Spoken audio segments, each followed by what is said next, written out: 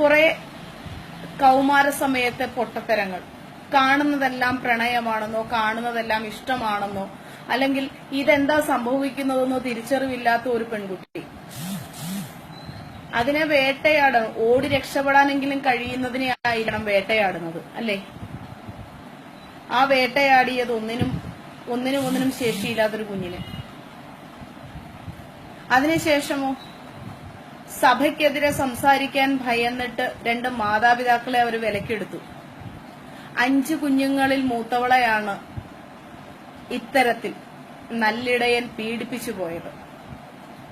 100 ആട്ടിൻകുഞ്ഞുങ്ങളിൽ ഒന്നിനെ കാണാതെ പോയാൽ അതിനെ കിട്ടും വരെ തിരഞ്ഞുപോയി കണ്ടുപിടിച്ചു കൊണ്ടുവരുന്നത് കൊണ്ടാണ്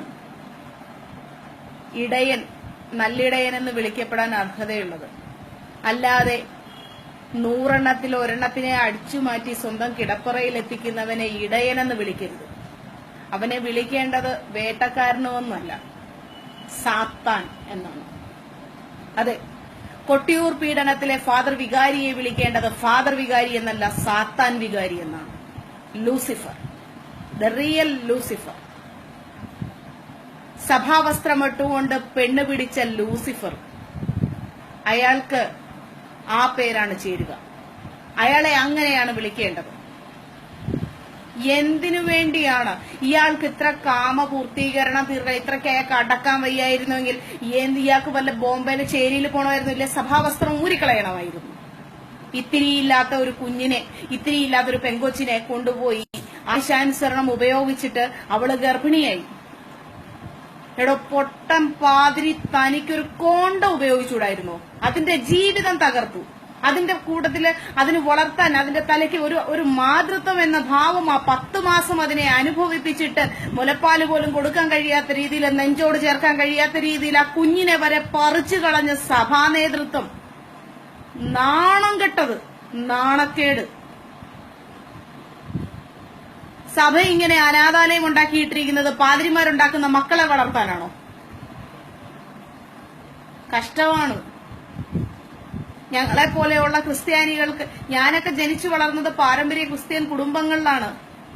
എന്നെ ഇപ്പോഴും ഫിജോ ജോസഫ് എന്നാണ് അറിയപ്പെടുന്നത്. അതുകൊണ്ട് തന്നെ ഞാൻ ഉൾപ്പെടെയുള്ള ആ ക്രിസ്ത്യൻ സമുദായത്തിൽ ജനിച്ചു വളർന്ന എന്തിനാണ് കുമ്പസാരക്കൂടിന്റെ അടുത്ത് പോയ സ്ത്രീകളെ ഇപ്പൊ സംശയത്തോടെ സമൂഹം നോക്കുന്നു. നാണക്കേടാണിത്, നാണക്കേട്. എന്നിട്ട് രാവിലെ മാനന്തവാടി ബിഷപ്പ് രാവിലെ ഒരു മാപ്പ് ലേഖനം എഴുതി വിട്ടു. മാപ്പ് ലേഖനം കൊണ്ട് നഷ്ടപ്പെട്ട ആ ഒരു സ്ത്രീത്വം, അവളുടെ മാനസികാവസ്ഥ, ഇതൊക്കെ തിരിച്ചു കിട്ടുമോ?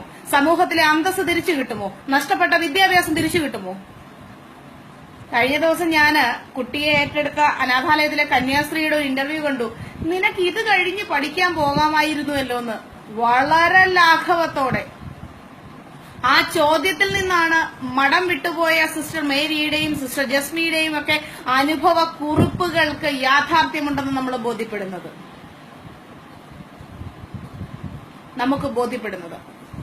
കന്യാസ്ത്രീ മഠങ്ങൾ തന്നെയായിരിക്കണം. കർത്താവിന്റെ മണവാട്ടികൾ കർത്താവിന്റെ മാത്രം മണവാട്ടികളായിരിക്കണം. അല്ലാതെ കർത്താവിന്റെ ഇടയന്മാരുടെ കൂട്ടിക്കൊടുകാരാവരുത്.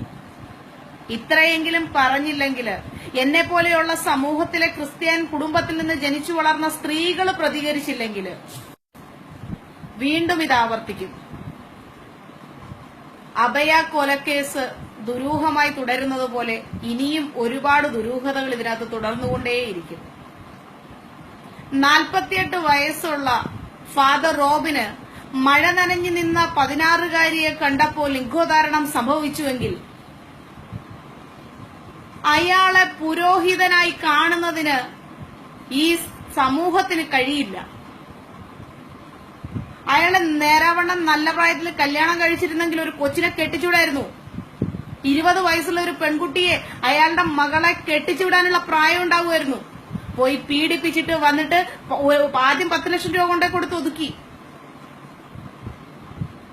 നാണം കെട്ട ജന്തുക്കൾ. ഇപ്പൊ വരും എന്റെ ലൈവിനെ പൊക്കിയെടുത്തോണ്ട് സഭയെ തെറി വിളിച്ചെന്ന്. സഭയെ തെറിയല്ല വിളിക്കേണ്ടത്, ചെരിപ്പൂരി അടിക്കുക വേണ്ടത്. ഇതുപോലെയുള്ള വിഷജന്തുക്കളെ വളർത്തിയത് സഭയാണ്. ഇതുപോലെയുള്ള വിഷജന്തുക്കളെ പോറ്റിയത് ഈ സഭയാണ്. ഇതുപോലെയുള്ള വിഷജന്തുക്കൾക്ക് കിടക്ക വിരിക്കാനുള്ള ധൈര്യം കൊടുത്തത് സഭയാണ്. ഇത് ചെയ്യരുതായിരുന്നു. ഒരു തെറ്റ് പറ്റിയപ്പോ നിങ്ങൾ ഒരു പുരോഹിതനെ തിരുത്തിയിരുന്നെങ്കിൽ ഇന്ന് ഒരു പുരോഹിത സമൂഹം മുഴുവൻ പ്രതിക്കൂട്ടിൽ നിൽക്കേണ്ടി വരില്ലായിരുന്നു. സഭാ നേതൃത്വം പിതാവിന്റെ അരമനയിലെ കട്ടൻ പൊതിയിൽ പൊതിഞ്ഞു പിടിക്കരുത് ഇത്തരം നരാധമന്മാരെ. നാണക്കേട്. എന്തിനു വേണ്ടിയാണ് ഇതുപോലെയുള്ള ജന്തുക്കളെ നിങ്ങൾ വളർത്തുന്നത്? എന്തിനു വേണ്ടിയാണ്? ഓരോ പത്രങ്ങൾ ഓരോ കഥകൾ എഴുതി വിടുന്നത് കാണുമ്പോ സഹിക്കാൻ പറ്റുന്നില്ല. സലീഷെ, സഭയിലിരിക്കുന്നവര് കൂട്ടിക്കൊടുപ്പുകാർ തന്നെയാ ഒരു പരിധി വരെ. അല്ലെങ്കിൽ ഒരു 16 വയസ്സുള്ള പെൺകൊച്ചിനെ പീഡിപ്പിച്ച് പ്രസവിപ്പിച്ചവൻ അവൻ നാട് വിട്ടു പോകാനുള്ള ഒത്താശയും ചെയ്ത് ആ കുഞ്ഞിനെയും പിടിച്ചു മാറ്റി ആ പ്രസവം രഹസ്യമാക്കി വെച്ചവരെ കൂട്ടിക്കൊടുപ്പുകാരെന്ന് തന്നെയാ വിളിക്കേണ്ടത്. അതെ, അത് തന്നെയാ വിളിക്കേണ്ടത്. ഇനിയും വിളിക്കും, അങ്ങനെ തന്നെ വിളിക്കും. നേരിട്ട് കണ്ട കാരണം ബാക്കിലൊന്ന് പൊട്ടിച്ചും കൊടുക്കും. സഭ കൂട്ടിക്കൊടുപ്പുകാരല്ല പോലും. 100 എണ്ണം നല്ലതുണ്ടെങ്കിൽ 2 എണ്ണം മതി മോശമായിട്ട് ഇതുപോലെ ഇങ്ങനെ നാട്ടുകാരെ കൊണ്ട് അപരാധം കേൾപ്പിക്കാനായിട്ട്. ഒരു ചരുവം പാലിൽ ഒരു തുള്ളി മത്തിനെയും മതി സുഹൃത്തുക്കളെ. ഈ പറയുന്ന ഒരെണ്ണം മതി സഭയ്ക്ക് കളങ്കമാവാൻ. എത്രയോ കാലമായിട്ട് ഈ കാര്യം ഒരെണ്ണത്തിനെ കൊണ്ടുപോയിട്ട് അത് കാലമൊന്നും ആയില്ലല്ലോ. ആയോ? അതും വിദേശത്തോട്ട് പോകാൻ വേണ്ടി സഭ എടുത്തോണ്ട് പോയി എയർപോർട്ടിന്റെ ഭാഗത്ത് കൊണ്ടുപോയി വെച്ച് കഴിഞ്ഞപ്പോ കൊണ്ടുവന്നു. അതും ഇച്ചിരി ഇല്ലാത്ത കൊച്ചിനിട്ട് പീഡിപ്പിച്ചില്ല. അച്ഛന്മാർക്ക് എന്താ 12 വയസ്സ് 16 വയസ്സിനിടയ്ക്കുള്ള പിള്ളേരെ കാണുമ്പോഴത്തേക്ക് ഇത്ര രോഗം എന്താ അച്ഛന്മാർക്ക്? ഇത്ര സഹികേടാണോ അവർക്ക്?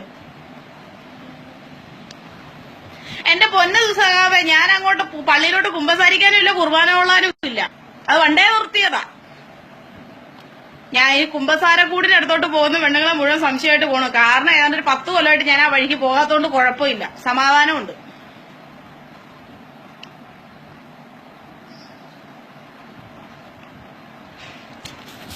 ക്രിസ്ത്യാനികളുടെ മുഴുവൻ ഇങ്ങോട്ടൊന്നും വരണ്ട. ഞാൻ ഇത് തന്നെ പറയും, മുഖത്തോക്കി പറയും. കേട്ടല്ലോ? ഈ ഒരു കാര്യം പറയാൻ വേണ്ടി തന്നെയാ വന്നത്. ഇരയ്ക്കൊപ്പോ അല്ല, വേട്ടക്കാരനൊപ്പോ അല്ല. പക്ഷെ ഇങ്ങനത്തെ തന്തയില്ലാത്തരം കണ്ടു കഴിഞ്ഞാൽ ചെകിടടിച്ചു പൊളിക്കും. അതിന് ഏത് ഫാദർ ആയാലും കൊള്ളാം, ഏത് ബിഷപ്പായാലും കൊള്ളാം, ഏത് കന്യാസ്ത്രീ അമ്മ ആയാലും കൊള്ളാം. ഇവരെ പോലെയുള്ളവര് നല്ല പുരോഹിതന്മാരെ, ഈ പൗരോഹിത്യത്തെ ജീവനായിട്ട് കാണുന്നവരെ, ആത്മീയതയ്ക്ക് വേണ്ടി മാത്രം ജീവിക്കുന്ന നല്ല പുരോഹിതന്മാർക്ക് കൂടെ ചീത്തപ്പേരുണ്ടാക്കി കൊടുക്കും. അവർക്കെതിരെ സഭ പ്രതികരിക്കണം. സഭ ഇതിനെയൊക്കെ കോളറിനെടുത്ത് വെളി കളയാൻ ശ്രമിക്കുക. അല്ലാതെ മാപ്പവേഷം കൊണ്ട് നടന്നിട്ട് കാര്യമില്ല. ബിഷപ്പ് മാനന്തവാടി ബിഷപ്പിനോടൊരു അപേക്ഷ. എന്റെ പൊന്നു ബിഷപ്പെ, പിതാവെ, നിങ്ങള് ഒരു വെള്ളക്കടലാസ് എടുത്തു വെച്ച് ഒരു പേന കൊണ്ട് 4 വരി മാപ്പ് എഴുതിയാൽ നഷ്ടം തിരിച്ചു കിട്ടുന്നൊന്നുമല്ല. നിങ്ങളുടെ വിശ്വാസ സമൂഹത്തിലെ പെൺകുട്ടിക്ക് കിട്ടിയത്. നിങ്ങൾ ഫാദർ റോബിനെ സഭയിൽ നിന്ന് പുറത്താക്കുന്ന ധീരമായ നടപടി കാണിക്കുക. ഈ സമൂഹം സഭയ്ക്കൊപ്പം നിൽക്കും. അല്ലാതെ ആരും നിങ്ങളെ മൈൻഡ് ചെയ്യില്ല. പറയാനുള്ളത് പറയണം. എവിടെയായാലും, സ്ത്രീ ആയാലും പുരുഷനായാലും ചെയ്യേണ്ടതും പ്രവർത്തിക്കേണ്ടതും അത് ഒരേ സമയം ചെയ്യണം.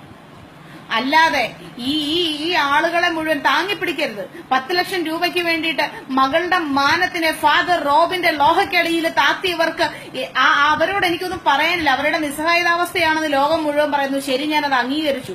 ഇനി ഒരു 10 ലക്ഷം രൂപയുമായിട്ട് ഒരു മാതാപിതാക്കളുടെയും അടുക്കലേക്ക് ഒരു പുരോഹിതൻ നടക്കാതിരിക്കട്ടെ. അതിനു വേണ്ടുന്ന നടപടികൾ ചെയ്യാൻ സഭയ്ക്ക് കഴിയണം. അപ്പോ സഭ സഭയാകും.